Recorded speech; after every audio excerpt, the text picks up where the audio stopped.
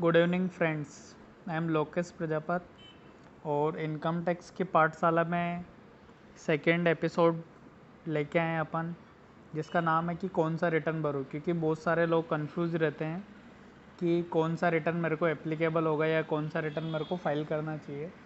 तो इसके लिए अपन मैंने एक समरी निकाल के लेके आया हूँ। तो एक बार अपन ITR के जितने भी टाइप्स होते हैं वो सब डिस्कस करते हैं। आपको अगर अच्छा लगे वीडियो तो लाइक करो, कमेंट करो, शेयर करो और अपने फ्रेंड्स के बीच में भी उनको इनकम टैक्स का अंडरस्टैंडिंग बताने के लिए ये चैनल को सब्सक्राइब करने का बोलो। तो अपन आते हैं ITR। जनरली 7 टाइप्स के ITR होते हैं।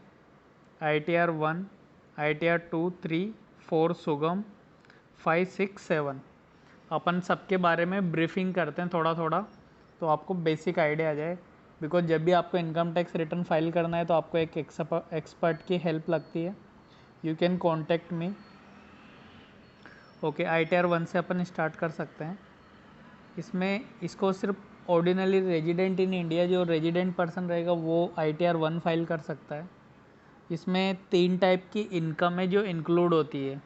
अगर आपके कोई सी भी 3 टाइप की इनकम है तो आप ITR 1 भर सकते हो। अगर 3 से ज़्यादा टाइप का इनकम है तो फिर आपको अदर ITR में शिफ्ट होना पड़ेगा। तो ITR 1 के लिए फर्स्ट में तो आपका इनकम फ्रॉम सैलरी या पेंशन होना चाहिए। Second, income from 1 house property. Income from अगर 2 हाउस प्रॉपर्टी रहेगी तो भी ITR 1 फाइल नहीं कर सकते आप।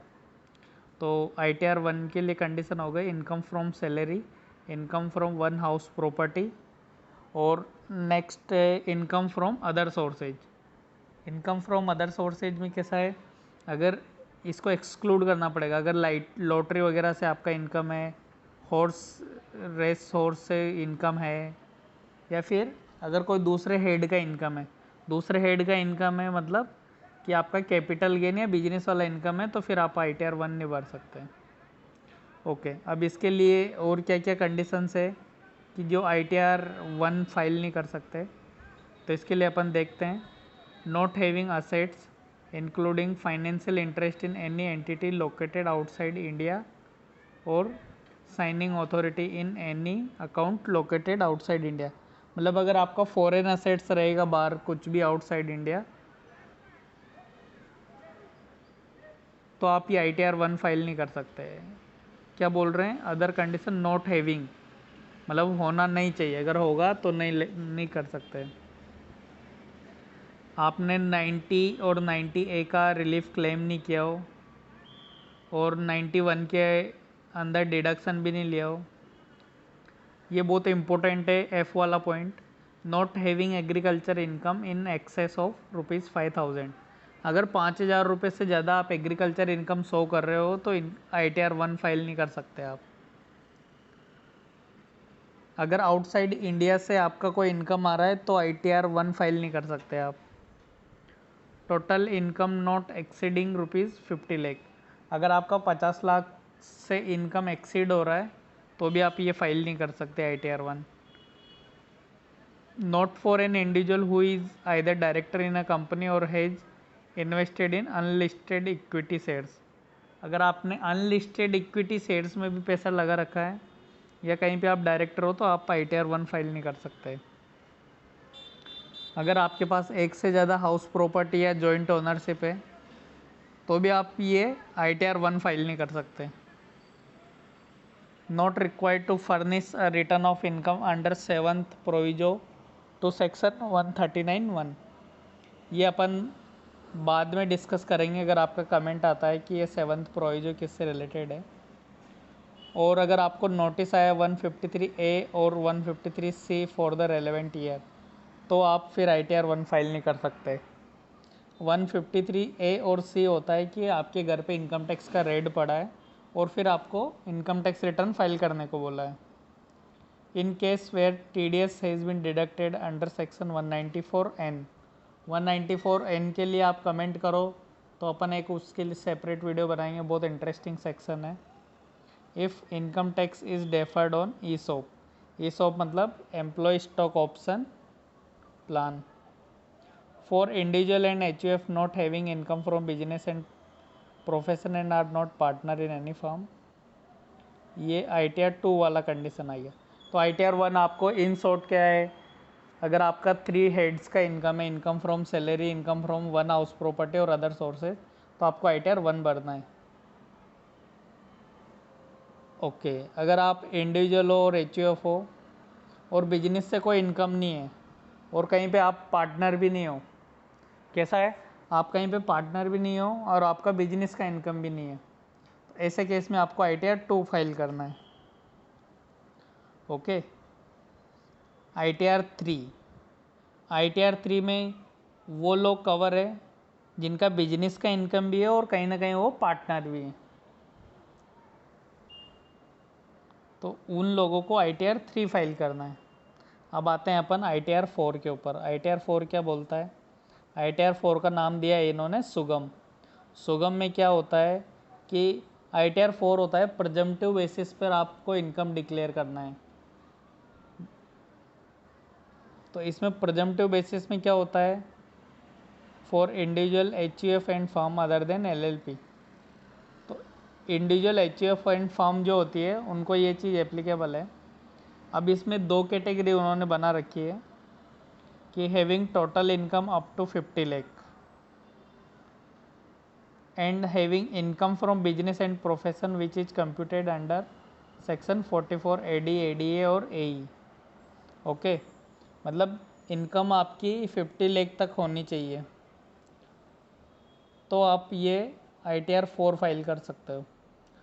सेकंड कंडीशन है not for an individual who is either director in a company और has invested in unlisted equity share और if income tax is deferred on ESOP और having agriculture income in excess of 5000। कौन कौन से लोग ITR 4 नहीं भर सकते, जिनकी एग्रीकल्चर इनकम 5000 से ज़्यादा है और जिनका टर्नओवर 50 लाख से ज़्यादा है, तो वो लोग ITR 4 फाइल नहीं कर सकते।